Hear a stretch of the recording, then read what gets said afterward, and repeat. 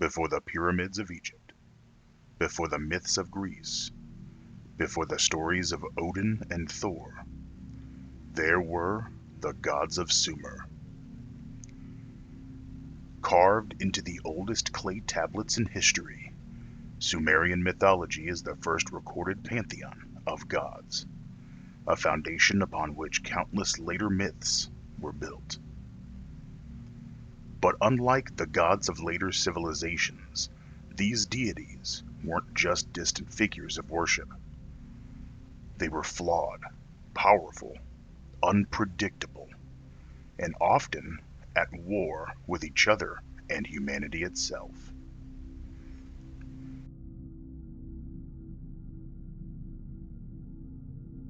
Today, on the Secret Pantheon, we'll uncover the origins of the first gods, the banishment of a supreme deity, the queen who dared to conquer death, and a flood story older than Noah's. This is the mythology of Sumer.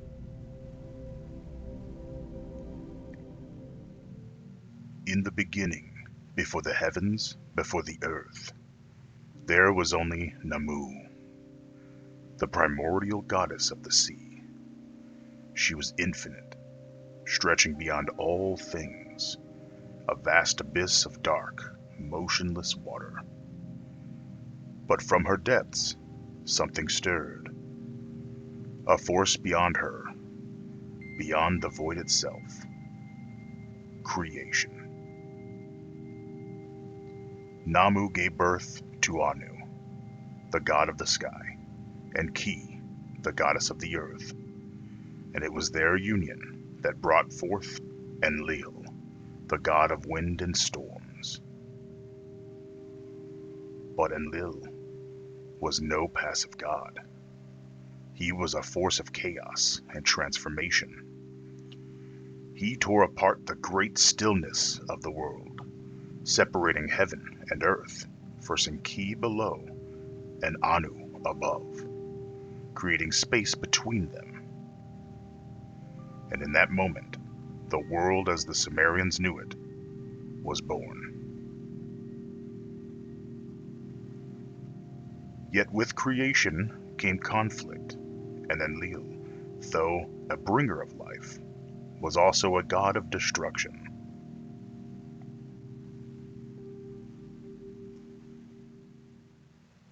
Among the gods, Enlil ruled supreme.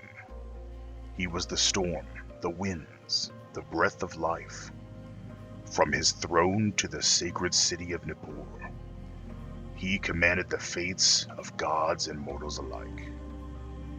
But even gods are not beyond punishment.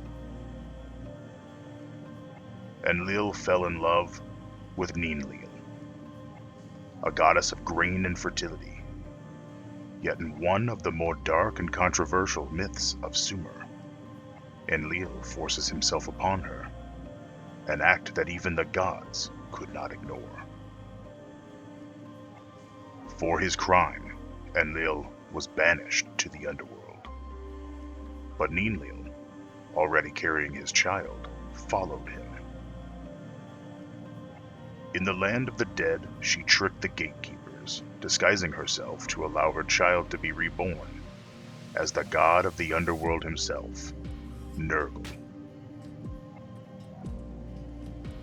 Through this strange and tragic story, Enlil's legacy lived on. He would eventually return to his throne, but his exile remained a lesson. Even the mightiest of gods were not beyond judgment.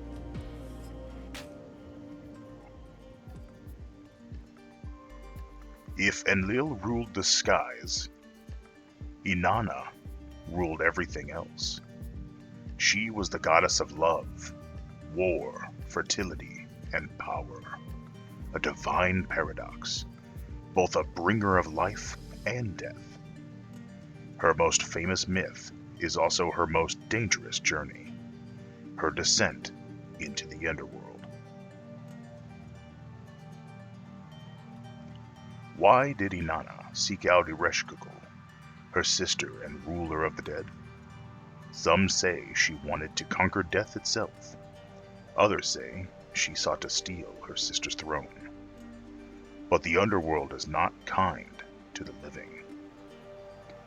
At each of the 7 gates, Inanna was stripped of her power. Her crown, her robes, her weapons, until she stood before Ereshkigal naked and powerless. Ereshkigal killed her on sight. For 3 days and nights, the world mourned. The crops withered, the land turned barren. But the gods sent help. Enki, the god of wisdom, created 2 beings, shadows, neither living nor dead, to bargain for Inanna's release. Ereshkigal, in her grief, let her sister go. But there was a price. A soul for a soul. Inanna, newly resurrected, chose her own husband, Dumuzi, to take her place in the underworld. A story of life, death, and sacrifice. One that would inspire myths of the changing seasons for thousands of years. The Sumerians recorded one of the oldest flood myths in history. Long before Noah, there was Ziusudra, the Sumerian flood hero. According to the Sumerian legend, the gods, led by Enlil, decided that humanity had become too noisy and chaotic, so they planned to wipe them out with a great flood. But one god, Enki, the god of wisdom, took pity on mankind. He warned a man named Ziusudra, telling him to build a massive boat to survive the deluge. For 7 days, the world drowned. Ziusudra and a few others survived the divine flood, and when the waters receded, he was granted immortality, much like Noah in later biblical accounts. This flood story, later retold in Babylonian and Hebrew traditions, became one of the most influential myths in history, one that echoes through time.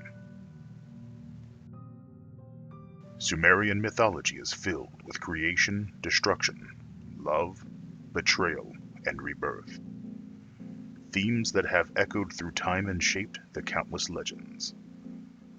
These were the first gods ever recorded by human hands. Their stories preserved in stone long after their worshippers vanished. If you enjoyed this journey into the ancient world, don't forget to like, subscribe, and hit the bell icon so you don't miss our next deep dive into mythology. Have a myth you want us to explore? Drop a comment below. This has been the Secret Pantheon. Until next time, keep exploring the unknown.